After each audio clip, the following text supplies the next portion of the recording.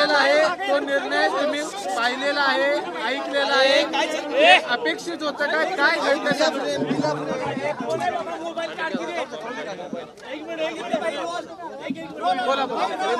काय निर्णय काय अपात्र हे अपेक्षित होतं.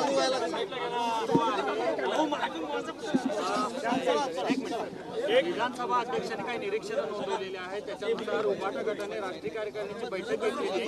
पक्षप्रमुखाला सर्वोच्च अधिकार देणं लोकशाहीला घातक आहे असं म्हटलेलं आहे. आणि त्याचबरोबर ठाकरेंनी एकनाथ शिंदेना हटवल्याचं मान्य करता येणार नाही असं म्हटलंय. इथपर्यंत आता मला वाटतं सगळ्यात महत्त्वाची गोष्ट हीच आहे की जर मूळ राजकीय पक्ष हे आपल्या अध्यक्षांनी ट्रायब्युनल म्हणून त्यांना दिला तर ह्यापेक्षा निर्लज्ज हत्या लोकशाहीची दुसरी कुठची ठरू शकत नाही. जसं मी सांगितलं की आजचा दिवस महत्त्वाचा आहे. मला वाटतं आज पण आत्ता रीडिंग चालू आहे.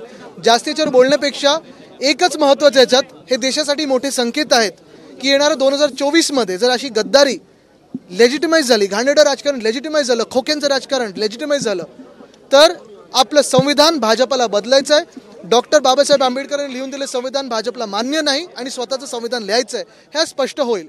पक्षप्रमुखांचा सर्वोच्च अधिकार देणं हा लोकशाहीसाठी हो बरोबर आहे, पण 10 एवढे वर्ष जेव्हा राहुल नार्वेकर आमच्यात होते मग ते कुठच्या पक्षप्रमुखाचे आदेश घेत होते, कुठच्या पक्षप्रमुखाच्या तिकीटवर लढत होते, एबी फॉर्म कोणाकडून घेत होते हे तरी त्यांनी लक्षात ठेवा. आणि मला वाटतं एवढं निर्लज्ज हत्या लोकशाहीची दिवसा ढवळ्या ही कधीही आपल्या देशात किंवा 75 वर्षाच्या इतिहास पाहिली नाही. उलट तपासणीला उद्धव ठाकरे हजर राहिले नाही, त्यामुळे त्यांनी जे काही प्रतिज्ञापत्र त्या गटाकडून देण्यात आलं ते अपात्र आम्ही ठरवतोय असं देखील त्यांचं म्हणणं. मला वाटतं उलट तपासणी आता ह्या सरकारची खोके सरकारची लोकशाहीमध्ये जनता करेल.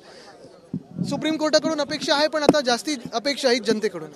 2018 मध्ये जी काही नेमणूक झालेली आहे ती घटनेला धरून नाहीये आणि राष्ट्रीय कार्यकारिणीला सगळ्यात मोठं अधिकार असताना पक्षप्रमुखांना अधिकार देता येणार नाही अशा हास्यास्पद गोष्ट अशी आहे की ते सगळं व्हिडिओ रेकॉर्डिंग हे आपण पाहिलं असेल इलेक्शन कमिशनकडे दिलेलं आहे आणि हे सगळंच आपल्या डोळ्यादेखत झालं होतं. आपण देखील तिथे होतात.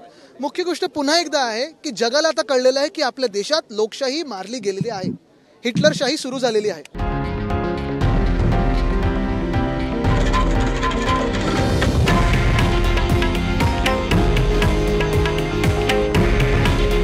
हे आहे देशातील नंबर 1 न्यूज नेटवर्क आणि आपण पाहत आहात TV9 मराठी. काळजी तुमची, हित महाराष्ट्राचं.